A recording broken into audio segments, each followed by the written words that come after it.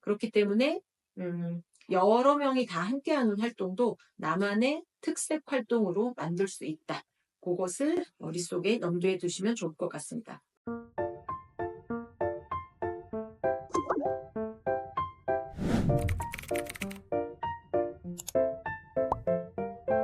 안녕하세요. 정지현입니다. 오늘은 학교생활기록부 기록의 실제라는 제목의 영상을 한번 준비해 봤는데요.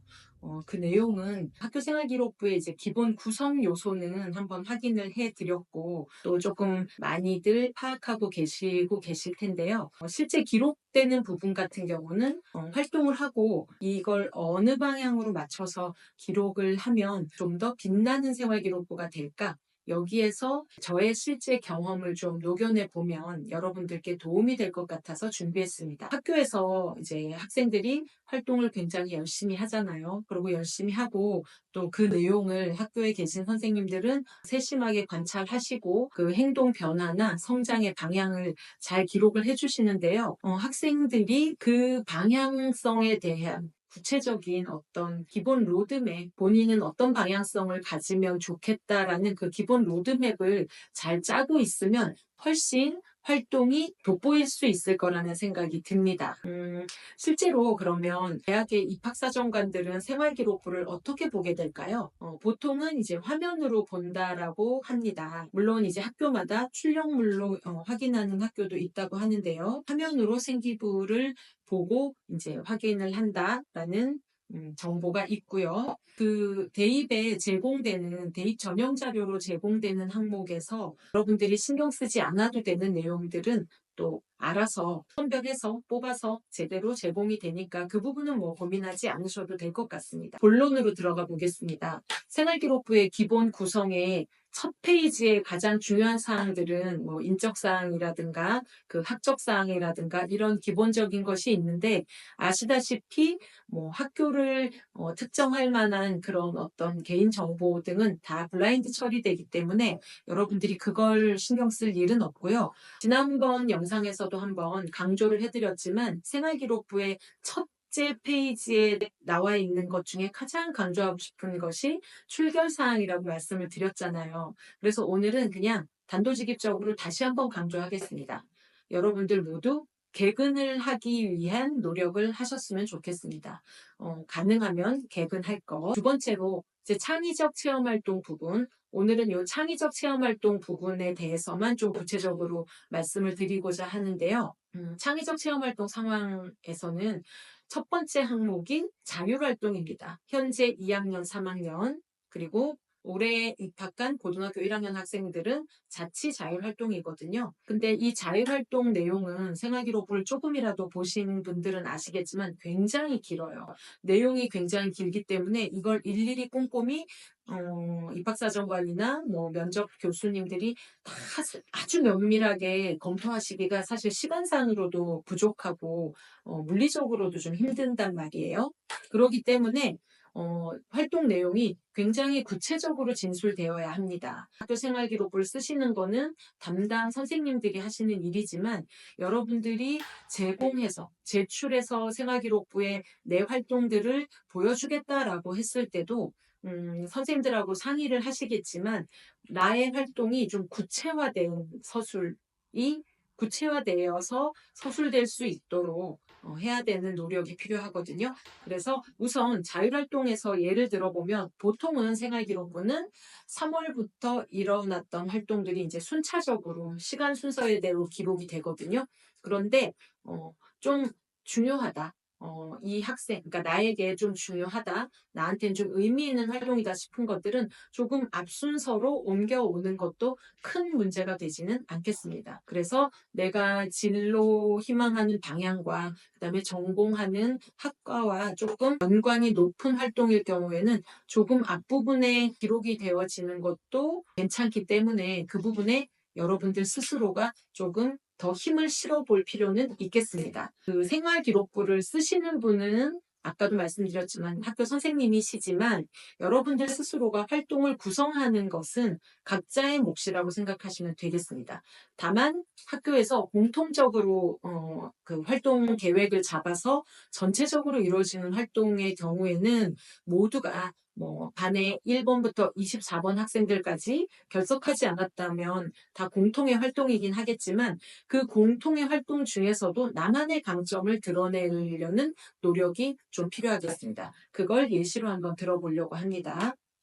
자, 그 다음에 그 예시를 들어보기 전에, 예시를 말씀드리기 전에 실제로 여러분들은 머릿속에 뭘 생각하고 있어야 하냐면 내가 이 활동을 왜 했으며 그 다음에 어떤 궁금증이나 어떠한 자극 요소로 인해서 했으며 라는 부분 하나 하고요. 중간에는 활동을 해 나간 과정이 필요합니다. 그럼 이제 2단계가 과정이 되겠죠.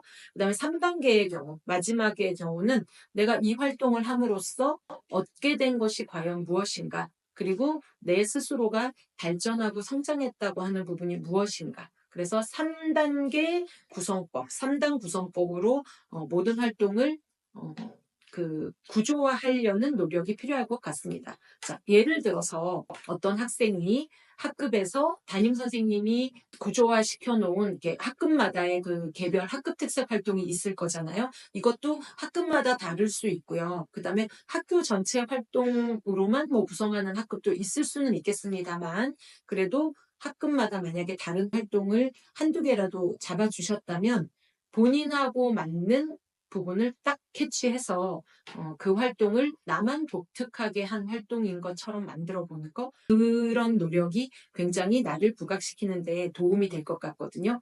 그래서 예를 들어보자면 교대나 사범대를 희망했던 학생이 있었거든요. 선생님 반에. 근데 그 학생이 스스로 학습 멘토링 그러니까 본인이 멘토가 되고 그다음에 본인에게 조금 학습에 도움을 받는 친구들을 멘티로 설정을 한 다음에 학습 멘토링 활동에 참여했다라는 내용을 담임교사인 저에게 제출을 했는데 내용 중에 굉장히 기본적으로 인상적이었다고 생각을 한 것은 어린 시절에 좋아했던 선생님이 계셔서 아주 이제 가장 이제 본인에게는 가르치는 일에 자극을 줬던 요소였던 것 같아요.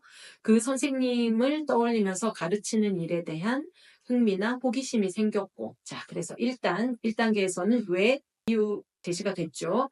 두 번째, 학급에서 그 학습 멘토링을 구성하여서 그 모둠을 구성하고 멘토로서 친구들에게 공부를 가르쳤다. 근데 이제 이 학생의 경우는 때마침 국어 교사를 희망했던 학생이었기 때문에 이제 문법 영역의 공부를 어려워하는 친구들에게 문법 이론을 좀 자세히 설명을 했다.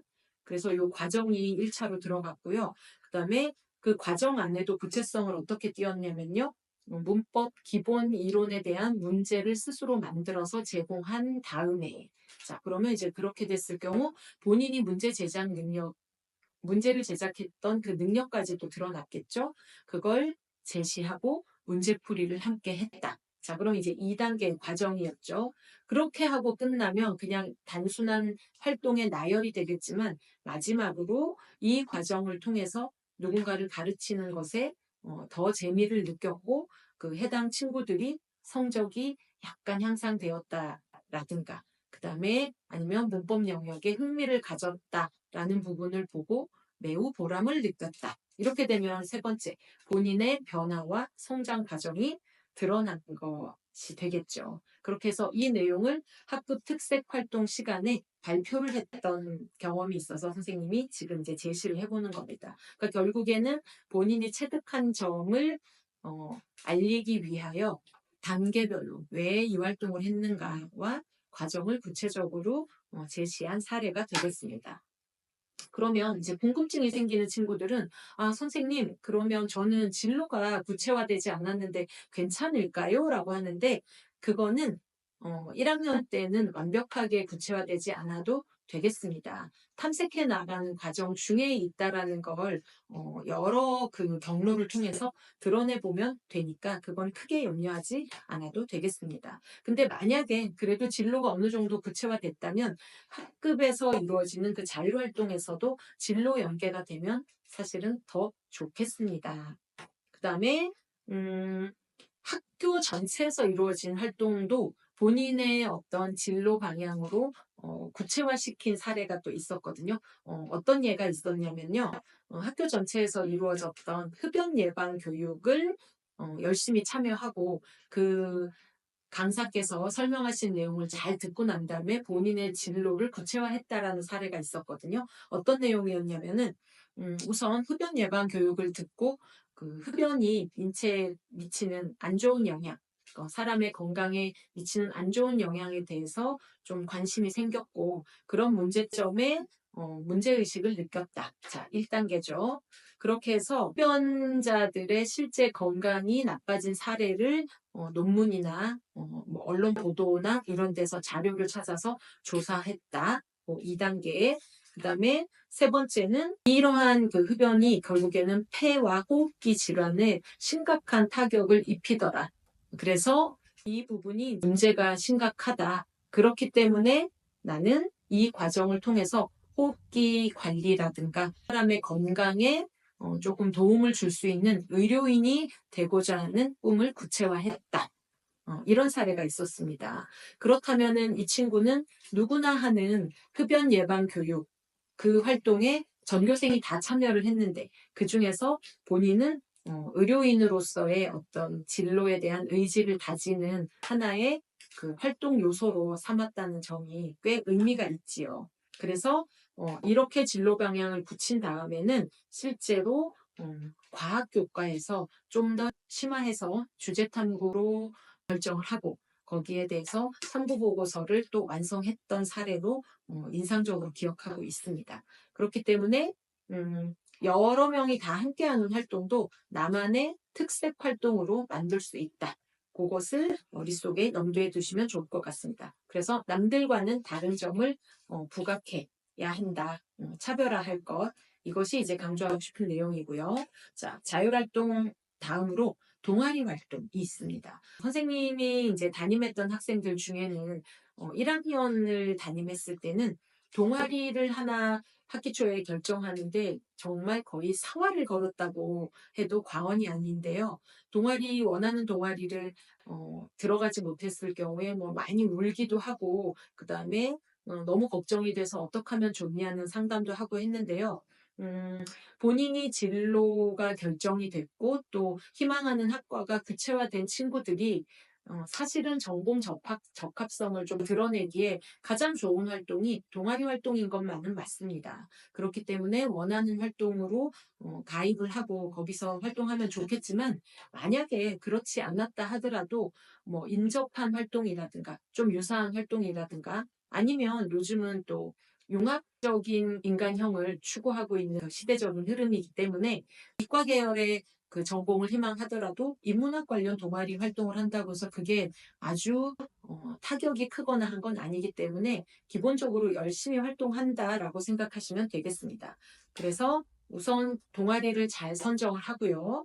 그다음에 동아리 활동에 열심히 참여한다라는 기본적인 생각을 구체화한 다음에 본인이 해 나가야 될 방향에 대해서도 또 역시 작은 로드맵을 한번 그려봤으면 하고 그 말씀을 드리고 싶습니다. 학생의 학교 생활의 충실도나 열정도 같은 것을 확인하는데 동아리 활동만큼 좋은 게 사실 없거든요.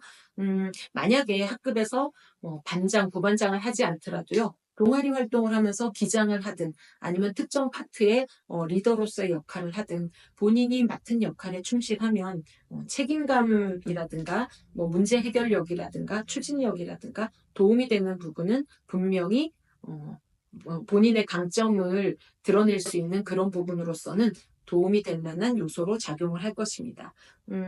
예를 들어서 어떤 친구 한 명이 학생 한 명이 이제 심화 수학 동아리, 토론 동아리에 가입을 했는데요. 이 친구는 원래 수학 과목에 좀 관심이 있었습니다. 그러다 보니까 다행히 심화 수학 그 토론 동아리에 가입을 잘 했고요.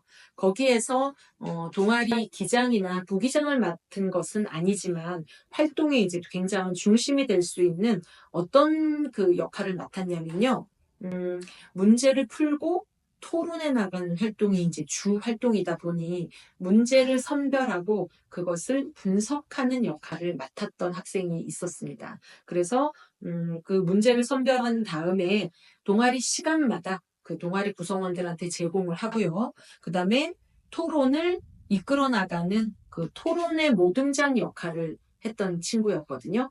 그랬을 경우에는 사실 수학이라는 과목에 대한 관심, 수학으로 진학하고자 하는 어떤 학과에 대한 어떤 그 관심도가 또 드러났고, 그다음에 큰 역할이든 작은 역할이든 주도성을 가지고 맡았고, 그다음에 책임감 있게 잘 수행했다. 이게 잘 드러나다 보니 이 동아리 활동에서 우수한 활동 사례가 되었던 것 같습니다. 그리고 실제 이 학생의 이제 동아리 세부 그 동아리 특기사항에 기록된 내용을 보면 선별한 문제를 조원들과 함께 서술형으로 잘 풀어내고 각자 풀이 방법에 대해 논하고 논리적으로 맞지 않는 부분에 대해서는 다시 토론하고 오류를 찾아냄 이렇게 쓰였거든요.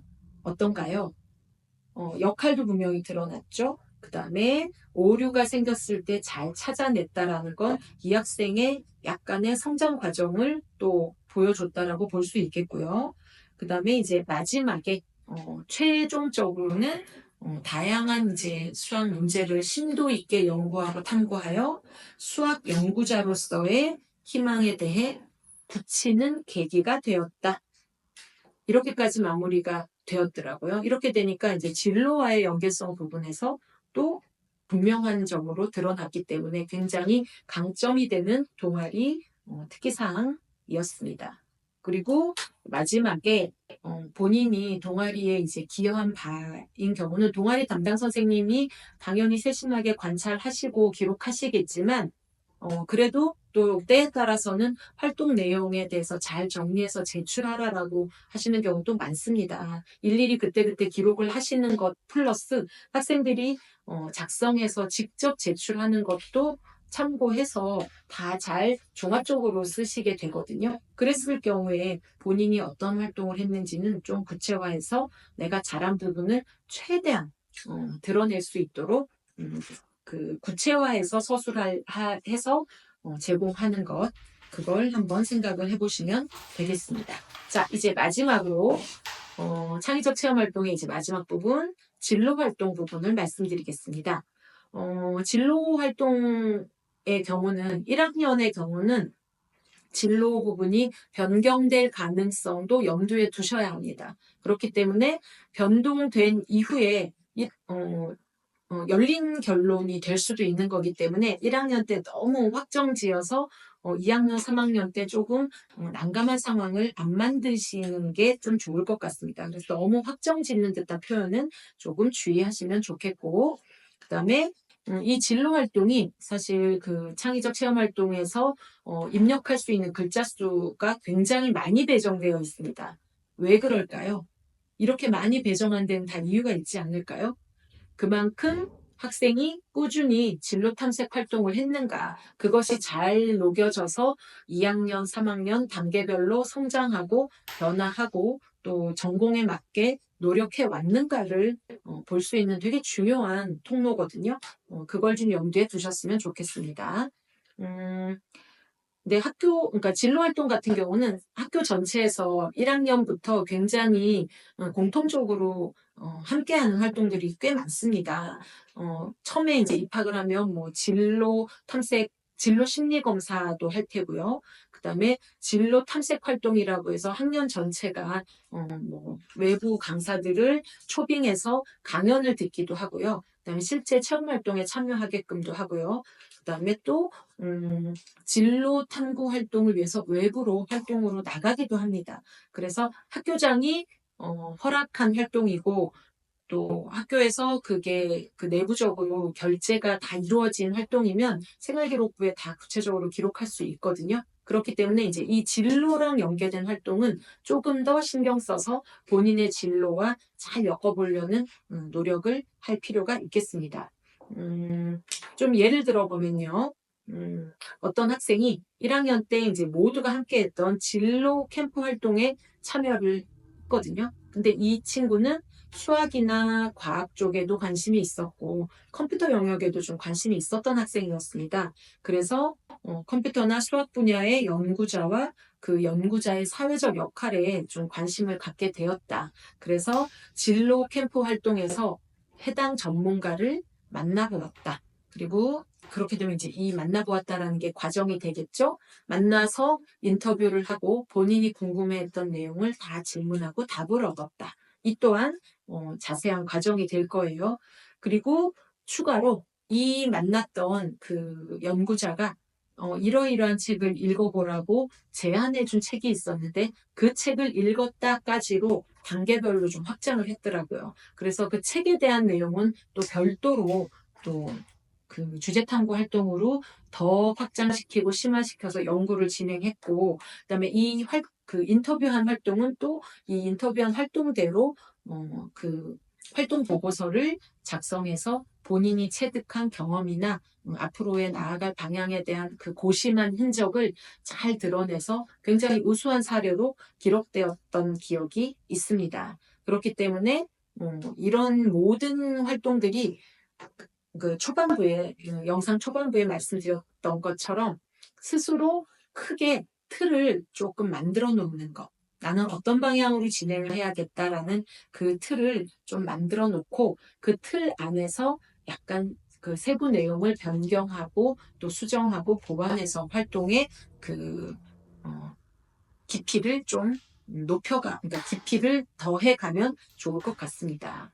그리고 이제 이 방금 예를 들은 이 학생 같은 경우는 3학년 때도 자율활동 그 진로 활동 영역에서 그 1, 2학년 때 했던 것에 그 확장을 더 해서 그 어떤 연구자가 될 것인가, 그리고 또 연구 분야까지 딱 특정해가지고 언급했던 것이 인상적이었고, 또 이 친구 같은 경우는 해당 학과로 잘 진학을 했던 좋은 사례였습니다.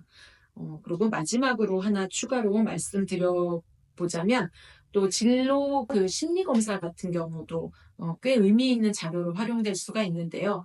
이제 심리검사 결과 분석력과 이해력이 좋음이라는 어떤 결과치가 나왔잖아요. 그러면 나의 분석력과 기획력이 좋은 걸 어디에 활용해 볼까 하고 내 생각을 조금 열어보는 거예요. 그러면 나는 예를 들면 국어 과목에서 독서 지문을 잘 분석한다. 또 뭐 수학 과목에서 문제를 잘 기본 이론과 잘 연결지어서 낱낱이 쪼개서 이해해 보려는 그 능력이 나는 좀 있다. 이런 식으로 본인의 강점을 드러낼 수 있는 것으로 확장하고 연결지어 보려는 노력. 그런 노력이 결국에 최종적으로 나만의 강점을 잘 드러낼 수 있는 좋은 예시가 될 것 같습니다. 그래서 오늘 살펴본 자율활동, 그다음에 동아리 활동, 진로 활동은 선생님들이 만들어주는 게 아니에요. 여러분들 스스로 본인이 스스로 활동을 만드는 것 포함 학교나 학급에서 별도로 이루어지는 활동 내에서도 나만이 갖고 있는 누구와도 차별화할 수 있는 그런 강점을 잘 드러내 보려는 노력은 여러분들에게 분명히 좋은 생활 기록부를 만드는 데 큰 역할을 할 것이라고 생각합니다. 자, 오늘은 여기에서 마무리하겠습니다.